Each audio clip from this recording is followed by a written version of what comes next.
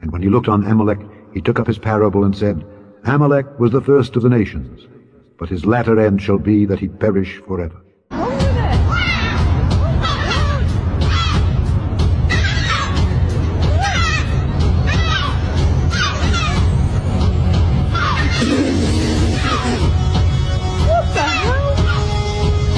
Where's it going, look?